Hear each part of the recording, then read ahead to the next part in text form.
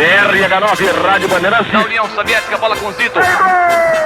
Comando da cadeia verde e amarela. Memória do Esporte.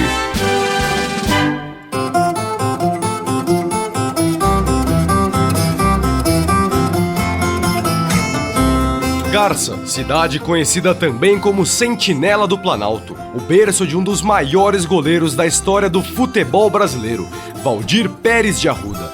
Um menino que desde cedo tinha uma paixão diferente. Enquanto a maioria era fascinada pela bola, Valdir tinha o gol como brilho de sua vida. Por que não defender este tão amado objeto? E foi assim que a carreira dele começou. E nada melhor do que ouvir o próprio goleiro anos depois de sua aposentadoria. Já desde garotinho de colégio, né, de 7, 8 anos, quando tinha o intervalo do recreio, que se tinha os jogos entre os garotos, eu sempre era o goleiro. Debaixo das traves, um gênio. Na essência, um verdadeiro ídolo do São Paulo Futebol Clube. Porém, tudo começou na sua cidade natal, quando era apenas o goleiro das categorias de base. Eu jogava num time que representava o Garça Amador, só porque esse Garça Amador hoje não existe mais, você podia jogar com idade que fosse, não sendo jogador profissional. Um jogo, e eu joguei na preliminar, subi para assistir o jogo do Garça, porque eu jogava nas preliminares do jogo do Garça. Subi para assistir, daqui a pouco veio o presidente. Cadê o Valdir? Cadê o Valdir? Ah, o Valdir tá lá em cima. O Valdir desce. Eu desci, ele falou, vai lá no vestiário, você troca que você vai ficar na reserva do profissional. Mas como vou ficar na reserva? Não, a sua ficha aqui, você é jogador do Garça Futebol Clube. 16 anos já era profissional. E desde cedo já demonstrava sua habilidade. Tamanho dom ajudou o clube a ser campeão paulista da terceira divisão em 69. Observado, foi contratado pela Ponte Preta, onde apareceu para o futebol brasileiro. Mas foi no São Paulo, aonde chegou em 1973, que ganhou a devida projeção. No ano seguinte, sua carreira tomou o rumo definitivo. Apesar de não estar na lista de convocados para a Copa do Mundo de 1974, Wendel, goleiro reserva, teve uma lesão no joelho esquerdo. Com isso, Valdir Pérez recebeu sua primeira chance na meta verde e amarela. Entretanto, a sua primeira partida pela seleção só aconteceria mais de um ano depois, em 4 de outubro de 1975. Uma vitória por 2-0 sobre o Peru, pelas semifinais da Copa América.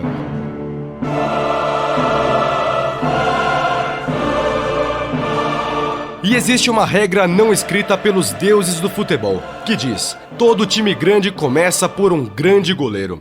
E tal guarda-redes não pode ser apenas bom, tem que ter estrela, decidir campeonatos. E isso ele sabia fazer muito bem. Como por exemplo na final do Paulistão de 75 contra a Portuguesa. Após uma vitória para o tricolor no jogo de ida por 1-0, a Lusa de Otto Glória e tantos craques ganhou a segunda partida pelo mesmo placar. Depois dos 90 minutos e prorrogação, disputa por pênaltis. E Valdir estava lá, espalmou as cobranças de Dicá e Tatá. Agora chega a vez do jogador da Portuguesa, prepara-se de cá para bater. Valdir é mais elástico do que Zecão. Valdir para defender, de cá correu, juiz apitou irregularidade, Valdir se mexeu. E quando o Cídio aí a coisa se complica, ele manda voltar quantas vezes forem necessárias. De cá correu, chutou, Valdir defendeu. Prepara-se agora, Tatá para bater, ele correu, chutou, Valdir defendeu!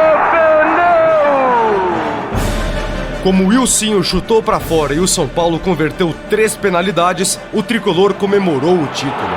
A torcida gritou o nome do goleiro e o carregou em seus braços, já com a faixa de campeão no peito. Tudo consumado, tudo consolidado. Agora os jogadores do São Paulo correm em cima do Valdir. Agora a torcida explode. Agora as bandeiras são agitadas. Agora a torcida grita. Agora a torcida festeja. Um povão tremendo invade o campo. Torcedores agora carregam um jogador do São Paulo que está efetivamente desesperado, de joelhos agradecendo a Deus. E aí, coincidentemente, o título de 75, que foi decidido nos pênaltis, eu acabei apanhando os 3 pênaltis, pegando os 3 pênaltis do jogo. Aí fui carregado para a torcida, de herói, foto em capa de jornais e essas coisas, e o título paulista para o São Paulo conquistado. Foi o primeiro título realmente importante da minha carreira. Seu segundo título também veio nos pênaltis, o Campeonato Brasileiro de 77, decidido apenas em 5 de março de 1978. Valdir começou o torneio em um rodízio com Toinho, em que cada um disputava 3 jogos, mas retomou o posto de titular na reta final. E na última partida, o São Paulo empatou por 0-0 no Mineirão contra o Galo, tanto no tempo normal como na prorrogação. Nos pênaltis, o goleiro são paulino se manteve frio e, como sempre, manteve sua catimba, deixando mais nervosos Joãozinho Paulista, Toninho Cerezo e Márcio, que chutaram suas cobranças para fora, dando o título à equipe paulista. Agora resta a chance do Atlético Mineiro para empatar, para invadirmos uma nova série. Ou então, se houver uma falha do jogador do Atlético Mineiro, o veterano Vantuir, o São Paulo estaria consagrado, estaria fazendo a grande festa em pleno Mineirão. É Vantuir ou Márcio, Roberto? O Márcio, o Valdir foi lá e disse que vai bater fora. Prepara-se Márcio para bater, é a grande chance, ele chuta, é forte, atenção Márcio, correu, chutou fora! São Paulo, campeão brasileiro! E após a conquista, Valdir comentava sobre a festa tricolor. Agora vamos com a camisa 1, Valdir Pérez.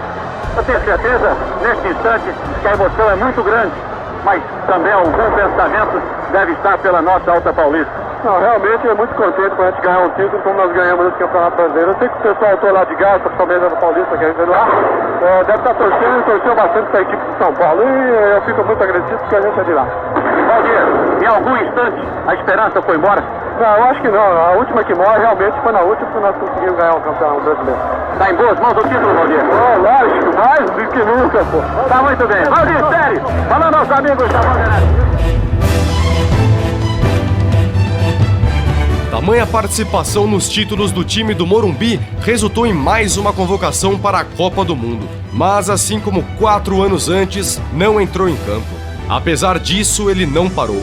Pelo tricolor, ainda participou das conquistas do Campeonato Paulista de 1980 e 81. Seu grande momento na seleção brasileira veio em 19 de março de 1981, num amistoso contra a Alemanha. Quando o zagueiro Luizinho cortou um cruzamento com a mão, o árbitro inglês Clive White marcou o pênalti. Faltavam 10 minutos para o fim do jogo. O Brasil vencia por 2-1. Paul Breitner, que nunca tinha perdido uma penalidade em sua carreira até ali, partiu para a cobrança. E a bola foi no canto esquerdo, mas Valdir Pérez estava lá e defendeu. E aquele pênalti foi, nós estava 2-1 para o Brasil, teve o pênalti. E o Brighton é um jogador excepcional, técnico, né? E eu olhando ele assim, percebi a maneira como ele ia bater o pênalti. Ele não ia chutar forte, ele ia colocar a bola. E aí me posicionei no primeiro, eu dei uma mexida, mas defendi. No entanto, o árbitro anulou a defesa, alegando que o goleiro se adiantou. Breitner chutou novamente, desta vez no outro canto, e Valdir defendeu mais uma vez. Aí veio na cabeça, ele vai mudar para o outro canto. E quando ele mudou para o outro canto, eu fui e defendi. Essas cobranças não foram marcantes apenas para Valdir, que anos depois comentou sobre este confronto. No livro dele, ele cita que os únicos pênaltis que ele perdeu na vida fui eu que defendi. Então eu fico muito feliz por isso daí. Porque eu mexia, falava que eu ia pegar o pênalti aqui, mas aqui os que todo mundo entendia, lá não. Mas veio o cara e perguntou, ei, o que você falou para o alemão? Eu não falei nada, não sei falar alemão. E para Valdir Pérez, não existia apenas um segredo para ser tão bom debaixo das traves, especialmente quando o dever era defender uma penalidade. Primeiro você tem que analisar tecnicamente, ver o jogador, se ele bate forte, se ele é técnico, se ele é canhoto, se ele perde perna. O posicionamento dele na hora da cobrança te dá mais ou menos, não, vamos dizer, 25% de aonde ele vai bater. E você vai tentar fazer a defesa. Agora, eu provocava, eu mexia, o juiz mandava voltar, tirava um pouco a concentração desse jogador que ia bater. Então eu provocava determinada situação, falava que eu ia ficar enorme, que a trave, o gol ia ficar pequeno, que eu ia pegar, olha a torcida lá, tá te xingando, todo esse tipo de situação. A gente podia jogar para deixar, né, tirar a concentração deles na hora da cobrança de pênalti.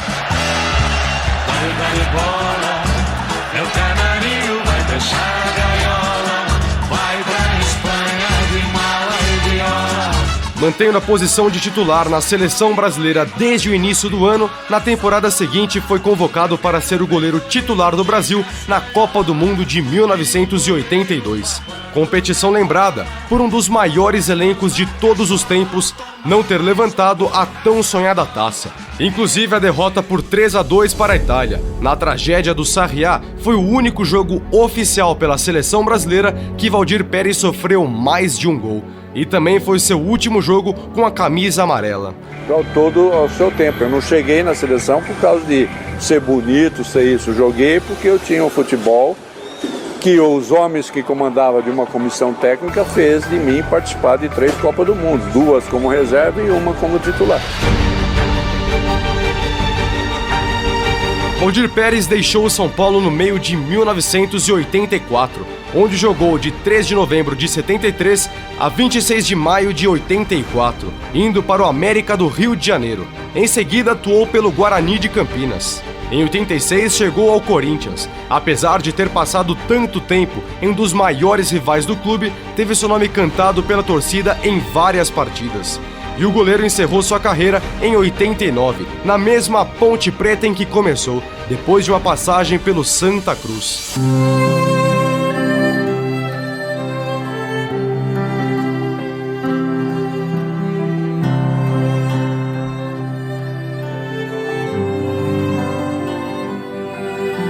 Valdir, apesar de ter passado por tantos times, ficou marcado principalmente no São Paulo Futebol Clube. No Morumbi, não apenas elevou o patamar de o que é ser ídolo, mas também foi inspiração para outras tantas gerações, como conta o ex-goleiro e comentarista do grupo Bandeirantes, Veloso. E que a gente sempre admirou, né? Na verdade, eu cresci querendo ser goleiro, vendo o Valdir jogar na Copa do Mundo, no São Paulo. Vestindo a camisa número 1, disputou 617 partidas pelo tricolor, sendo o segundo jogador com mais jogos pelo clube. O seu amor pelo gol era evidente a cada defesa, a cada salto e a cada orientação dada aos seus companheiros. Seu legado transcende títulos e recordes, e sua carreira para sempre deve ser lembrada segundo Muricy Ramalho. Jogou 11 anos num clube como São Paulo, que é gigante, né? Segundo jogador que mais jogou na história de São Paulo. 3 Copas do Mundo, e aí não é para qualquer um, né? Eu acho que ele não foi tão valorizado. No Brasil as pessoas não valorizam muito o ídolo, né? Ele era um guardião da meta, um verdadeiro líder. Sua técnica refinada, reflexos rápidos e capacidade de leitura de jogo influenciaram não só goleiros, mas também jogadores de linha, que viam em Valdir um modelo de profissionalismo e dedicação.